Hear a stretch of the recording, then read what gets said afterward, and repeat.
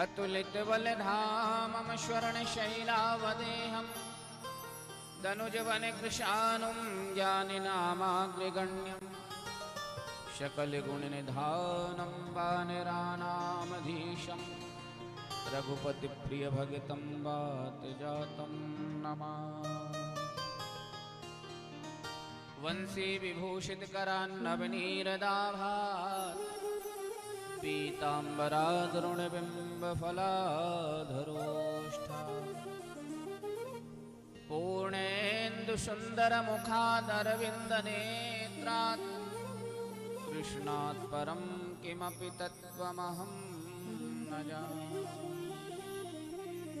यं प्रव्रजन्तमनुपेतमपेतकृत्यं द्वैपायनो विरहकातरया जुहाव पुत्रेति तन्मयतया तर्वो विनेदोस्तं सर्वभूतहृदयं मुनिमानतोऽस्मि। व्यासाय विष्णुरूपाय व्यासरूपाय विष्णवे नमो वै ब्रह्मविदये वासिष्ठाय नमो नमः। श्रीनारायणं नमस्कृत्य नरं चैव नरोत्तमं देवीं सरस्वतीं व्यासं ततो जयमुदीरयेत्। गुरुर्ब्रह्मा गुरुर्विष्णु गुरुर्देवो महेश्वरः गुरुर्साक्षात् परब्रह्म तस्मै श्रीगुरुवे नमः। अज्ञानतिमिरान्धस्य ज्ञानाञ्जनशलाकया चक्षुरुन्मीलितं येन तस्मै श्रीगुरुवे नमः। सानन्दमानन्दवने वसन्तम् आनन्दकन्दं हतपापवृन्दं श्रीवाराणसीनाथमनाथनाथं श्रीविश्वनाथं शरणं प्रपद्ये। नर्मदायै नमः प्रातर्नर्मदायै नमो निशि। नमस्ते नर्मदे देवी त्राहि मां भवसागरात्। जय जय श्री राधारमण जय जय नवल किशोर जय गोपी चित चोर प्रभु जय जय माखन चोर। करो कृपा श्री राधिके में विनवहु बारंबार स्मृति मधुर बनी रहे नित्य नई सुख का। श्रद्धा नित्य बढ़ती रहे और बढ़े नित्य विश्वास अर्पण हो अवशेष सब बचे मनीष के संग। सभी लोग बड़े प्रेम भक्ति श्रद्धा के साथ बोलिएगा श्री विघ्नेश्वर भगवान की जय हो। राजा रामचंद्र भगवान की जय हो। उमा महेश्वर भगवान की जय हो। राधावर श्री कृष्णचंद्र भगवान की जय हो। निज निज गुरु मात पिता की जय हो। श्री वस्ती नगर की जय हो। श्री खेड़ापति सरकार की जय हो। श्री राम दरबार की जय हो। श्री बालकृष्ण भगवान की जय हो। श्री भागवत भगवान की जय हो। संत ब्राह्मण भक्त समाज की जय हो। जय जय श्री राम श्री द्वारिकाधीश भगवान की जय हो। परम मंगलमय परात्पर अखिलेश्वर कारण करुणा वरुणालय भक्त वांछा कल्पतरो श्री तदुद्दित विनिंदित पीतांबरधारी जगत नियंता जगदीश्वर जगदाधार परमाराध्य भगवान श्री राम राघव श्री कृष्ण के सबके चरण कमलारविंदों में कोटि कोटि नवन वंदन करते हुए उन्हें भगवान की बांग्मयी प्रतिमूर्ति श्रीमद् भागवत महाभागवत महापुराण जैसी अन्यान्य कथाओं के परम ऋषिया अनंत बलवंत भगवंत संत श्री हनुमंत लाल जी महाराज के श्री चरण कमलारविंदों में कोटि कोटि नवन वंदन करते हुए स्थान देवता, ग्राम देवता, प्रधान देवता, यज्ञ नारायण देवता, श्री खेड़ापति सरकार, श्री राम दरबार, श्री मातृ चरण, पितृ चरण, गुरु चरण, संत चरण, मंचस्थ विराजमान पूज्य पिताजी के श्री चरण, आदरणीय भैया ब्रजेन जी, जो यजमान परिवार के मंगलमय संकल्प को संपूर्ण करने के लिए नित्य प्रति प्रातः काल की वेला से अति द्वितीय दिवस तक भगवान की मंगलमय कृपा का अवलंबन धारण करे हुए पूजन और पाठ का अभिसंचालन कर रहे हैं। ऐसे मंच की शोभा बढ़ाने वाले उनके सहित समस्त ब्राह्मण परिकर, वाम पार्श्व में विराजमान आप सभी सम्मानीय संगीतज्ञ बंधु, भगवान की मंगलमय कथा को श्रवण करने में परम कुशल, शौनकादि 88,000 ऋषियों की भांति उपस्थित, हम तो दादू कहते हैं, श्री लाल सिंह जी मंदिर वाले, भैया संतोष मंदिर वाले, बाबू सिद्धांत मंदिर वाले एवं समस्त मंदिर वाले परिवार के आवेदन निवेदन को स्वीकार करते हुए भगवान की कथा में अवगाहन करने का परम सुअवसर आप सभी नयगांव सहित ग्राम नयगांव कला सहित अनन्यान्य स्थानों से पधारे आदरणीय सम्माननीय सभी मेहमानगण सहित समस्त ग्रामीण सुधी श्रोता समाज, सती साध्वी मंदोदरी मदालसा सीता अनुसुईया तारा आदि भारत की पूर्व श्रेष्ठ नारियों के जीवन चरित्र को चरित्रार्थ करते हुए भगवत कथा श्रवण हेतु 1-1.5-2 घंटा से इंतजार कर रही समस्त मातृ शक्ति भगनी बहन, भारत रूपी वाटिका में पल्लवित पुष्पित छोटे छोटे बालक बालिकाएं वृंद, और जिसने भी जिस भी माध्यम से अपने आप को जोड़ के रखा है, भैया संतोष जी उनका परिकर, टेंट आदि का माध्यम, विषाद कुर्सी आदि और ये कूलर पंखा आदि का माध्यम है, भैया सुनील जी साउंड का माध्यम लेकर के आज कथा विराम करके और हमसे पहले यहाँ उपस्थित हो गए। अलीगंज रेगवागढ़ में कथा चल रही थी,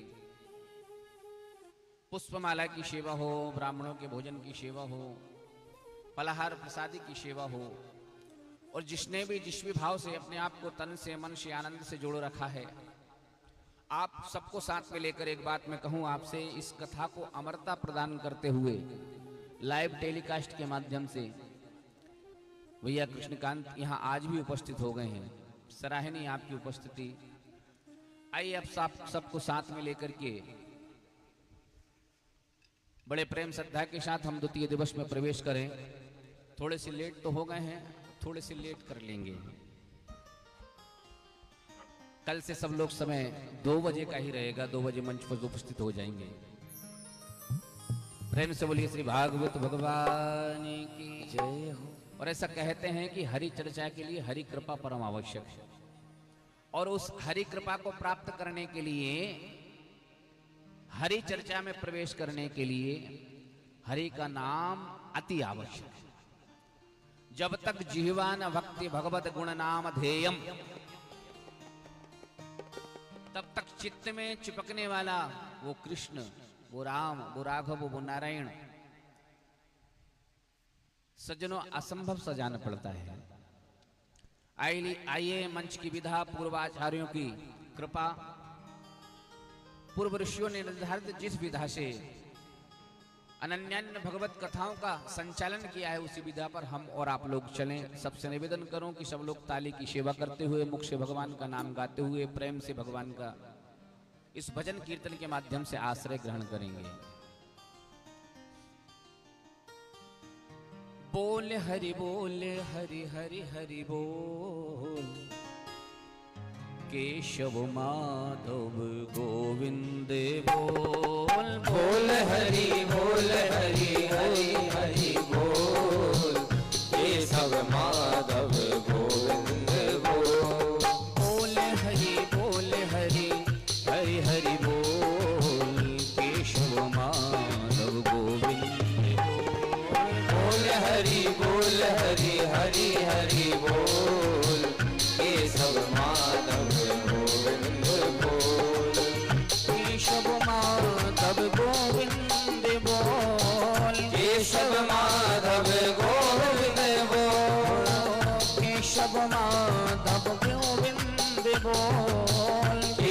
माधव गोविंद बोल। बोल हरि हरि हरि बोल केशव माधव गोविंद। बोल हरि हरि हरि बोल केशव माधव गोविंद बोल। ताली बजा के राधे राधे।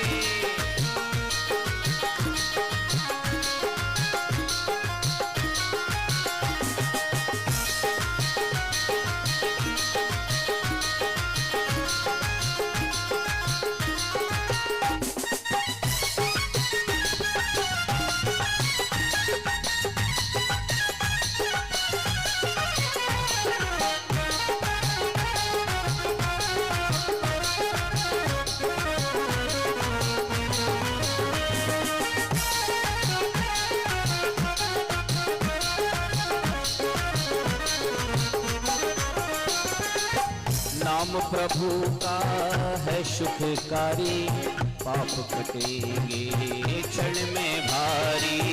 नाम प्रभु का है सुखकारी, पाप कटेंगे क्षण में भारी।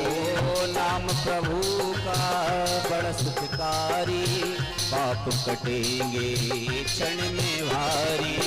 नाम प्रभु का है सुखकारी, पाप कटेंगे क्षण में भारी।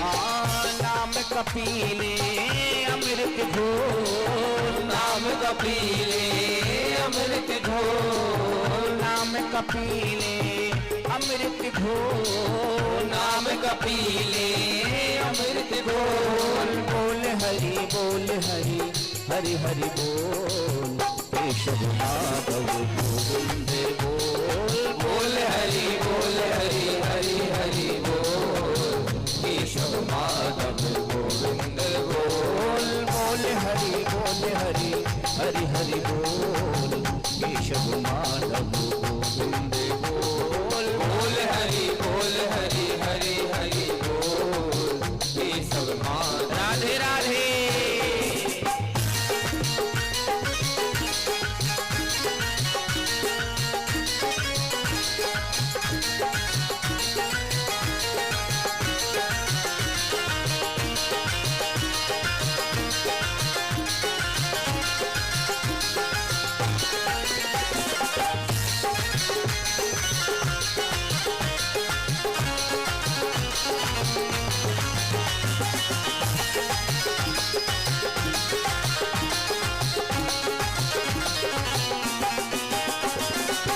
ध्यान से सुनिए, केवल आपसे नहीं कह रहे हैं,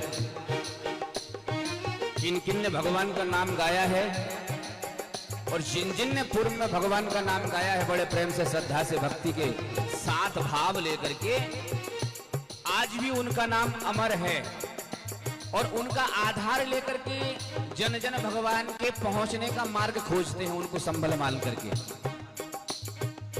शबरी अहिल्या सदन कसाई, नाम जपन ते मुक्ति पाई। जिसको प्राप्त है वो भगवान का नाम गाए, अनाधिकारी भगवान का नाम ना गाए तो और कोई चीज में अधिकार अनाधिकार की बात आती होगी, लेकिन भगवान का नाम कैसा है, भगवान के नाम के कौन अधिकारी हैं? राम नाम के सब अधिकारी, बालक वृद्ध युवा नर नारी। राम नाम के सब अधिकारी, बालक वृद्ध युवा नर नारी।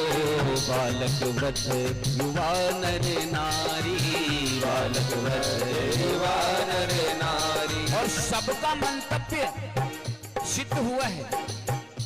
पहला दो, जानते होंगे प्रहलाद को, सुनेंगे कथा ध्रुवश्चैव, ध्रुव जी की कथा सुनेंगे। केवल भगवान का नाम तो गाया था इनने और परिणाम में क्या हुआ था? बोले सांसारिक सुख को छोड़ो, इन सांसारिक सुखों का जहां से उद्गम होता है उस परमात्मा को अपने पास बुला लिया था इन्होंने।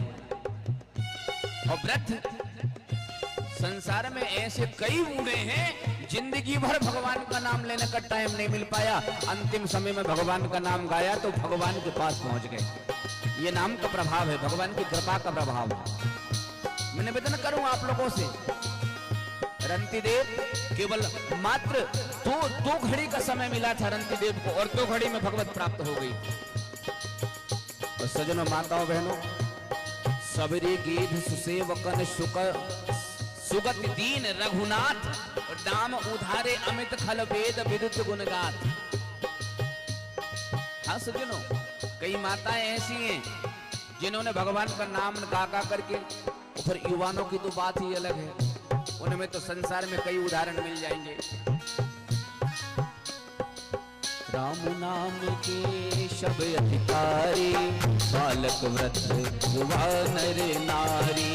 राम नाम के शब अधिकारी, बालक वृद्ध युवा नर नारी। इसलिए हरि जप इते उत कितहु न डोर, हरि जप इते उत कितहु न डोर। हरि भज इते उत कितहु न डोर, हरि भज इते उत कितहु न डोर।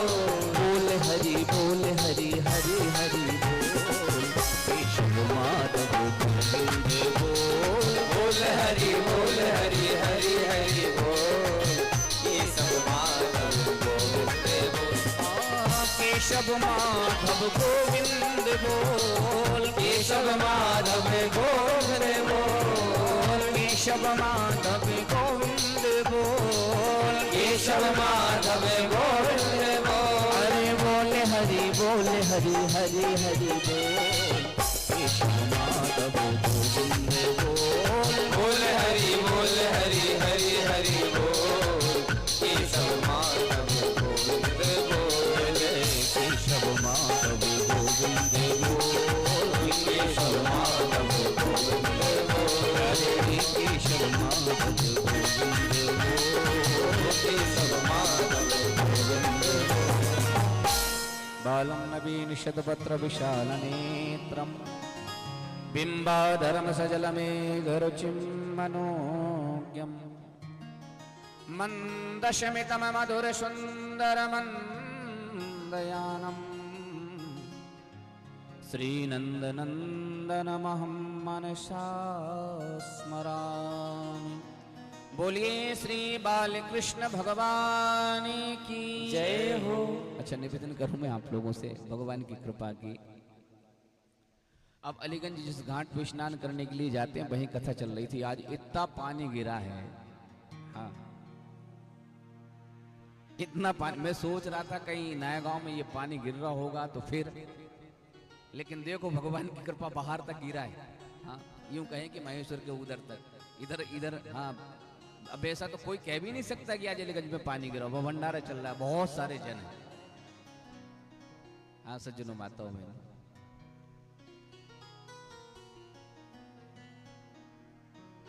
बड़े प्रेम से, श्रद्धा से, भक्ति के साथ भगवान में जिनका मन हो जाता है, भगवान उनको ऊपर कथा के रूप में कृपा कर देते हैं या अन्य किसी भी प्रकार से अपने में लगा लेते हैं। कृपा है हम पर तो ठाकुर जी की। 1 सप्ताह पूरा हुआ नहीं, अमृत स्वरूप, चरितामृत स्वरूप दूसरा सप्ताह प्राप्त हो गया। और सज्जनों, भगवान की कथा के विषय में ये प्रसिद्ध है कि जितना अधिकाधिक आप भगवान की कथाएं सुनेंगे, वो नवीनता को प्राप्त होते हुए आपको उतना सुख और आनंद प्रदान करेंगी। और उससे बड़ी विशेषता ये है कि ठाकुर जी को उतने करीब आपके बुलाते जाएंगे। ये कथाओं की विशेषता है। मैं निवेदन करूं कि गोपियों ने जब ठाकुर जी की अनन्य प्रकार से भक्ति करी और एक दिन विरह का समय उनके पास में आया, तो गोपियों ने मजबूरी में भले ही मान लो एक गीत गाया। और उस गीत के माध्यम से, भागवत जी में 4 गीत हैं, उसमें से एक गीत जिसको गोपी गीत कहते हैं, वो ठाकुर जी को प्राप्त करने के लिए गोपियों ने गाया। और उस गोपी गीत में गोपियां कहती हैं कि तब कथामृतम तप्त जीवनम। हे ठाकुर जी, प्रथम में तो यूं कह दिया थी कि जय चितेदिकम जन्मना बजा, आपसे ज्यादा आज आपसे और आपके धाम वैकुंठ से ज्यादा बोले ब्रिज की महिमा हो गई है। क्यों हो गई है? बोले यत्र तत्र सर्वत्र आपने जो बाल लीलाएं कर करके भक्तों के मन में आपका चरित्र भर दिया है ना, आपकी कथाएं भर दी है ना, तो उन कथाओं का प्रस्फुटन जहां भी होता है, जहां भी आपकी कथा होती है, अन्य जन सामान्य से सामान्य वो आपकी कथा को जब श्रवण करते हैं तो उनके जीवन के तप्त, यूं कहें कि दोष पाप दुख दारिद्र्य आदि सब मिट चले जाते हैं। वो आपसे आपकी कथा श्रेष्ठ, गोपियां कह रही हैं तब कथामृतम तप्त जीवनम, तपे हुए जीवन को भी शांति प्रदान करती है, निर्मलता प्रदान कर देती है, शीतलता प्रदान कर देती, वो आपकी कथा है। सज्जनों, माताओं बहनों, मैं निवेदन करूं आप लोगों से, बड़ा मंगलमय ये अवसर हम और आप लोगों को प्राप्त हुआ है। अधिकतर चर्चाएं कथाओं में भगवान की लीलामृत की होती है, तो मैं कल आपसे निवेदन कर रहा था कि हमें ये अवसर प्राप्त हो गया कि ठाकुर का गुणानुवाद तो होगा ही, उसके साथ हम क्या हैं, कहां से आए हैं, किनकी कृपा से हमको ये देह प्राप्त हुआ है, उनके विषय में भी चर्चा इस सप्ताह अंतर्गत हम और आप लोग करेंगे। पितृपक्ष इसको कहते हैं, विशेष उनके लिए ये दिन बने हुए हैं। मैं कल निवेदन कर रहा था आप लोगों से कि शास्त्र कहते हैं, पुराण भगवान कहते हैं कि पूर्णिमा को भी जोड़ लिया जाए तो इन 16 दिन में हमारे जो भी पूर्वज हैं, जो भी हमारे पितृ हैं, पितर जिनको हम कहते हैं, वो प्रत्येक मानव मात्र के दरवाजे पर आस लगा करके आते हैं। कौन सी आस लगा करके आते हैं? वो आस ये लगाते हैं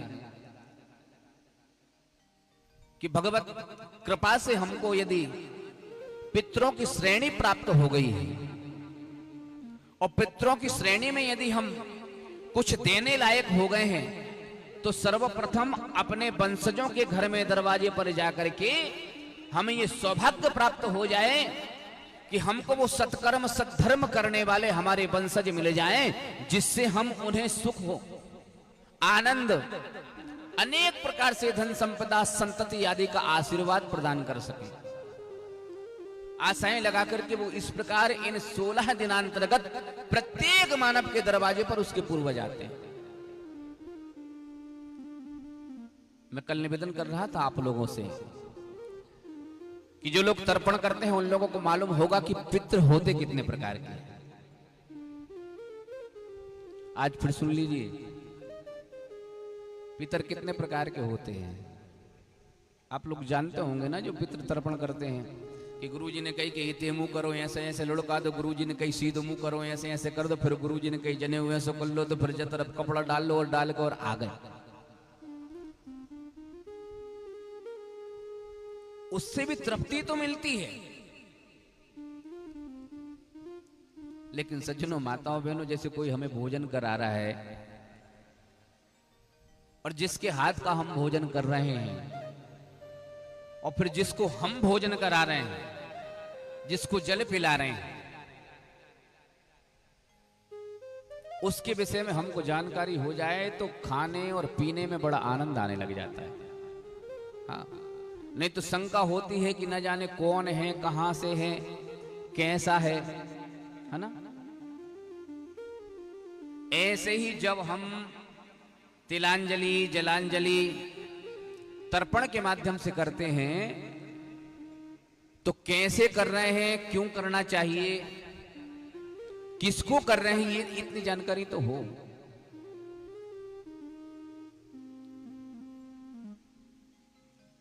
जीवन में कोई भी कार्य हम करें, जब तक उस कार्य का और कार्य के लक्ष्य का, करने का लक्ष्य पता ना हो, तो करने वाला हंसी का पात्र बनता है। किसी ने गाड़ी स्टार्ट करी या पैदल ही घर से निकला और चल दिया, अब कोई पूछ पड़े कि भैया कहाँ जा रहे हो, तो बताना तो पड़ेगा ना कहाँ जा रहे हैं। और वास्तव में यदि कोई पूछ ले और हम उत्तर दे दें कि भैया हमें नहीं पता हम कहाँ जा रहे हैं, कोई परिचय है तो जान जाएगा कि इनका स्वभाव है, लेकिन अपरिचय आदमी कहेगा कि शायद कमजोर हो। तो कहीं जा रहे हैं घर से निकल करके तो कोई ना कोई लक्ष्य तो होगा ना, कोई स्थान तो होगा हमारा पहुंच, जहां पर हम पहुंचने के बाद में विश्रांति को प्राप्त होंगे। लेकिन हमारे पास कोई लक्ष्य नहीं है, हम चलते जा रहे हैं। तो एक विशेषता और है इस बात में कि हम रुकेंगे कहाँ, हमको आराम विश्राम मिलेगा कहाँ, कोई स्थान तो ऐसा निश्चित होना चाहिए ना। और सज्जनों, वास्तव में कहें तो इन्हीं बातों को महात्म्य कहते हैं या महत्व कहते हैं। भागवत जी के महत्व की चर्चा करेंगे हम आज, और धुंधकारी को मुक्त करेंगे, भगवान की कृपा धुंधकारी को प्राप्त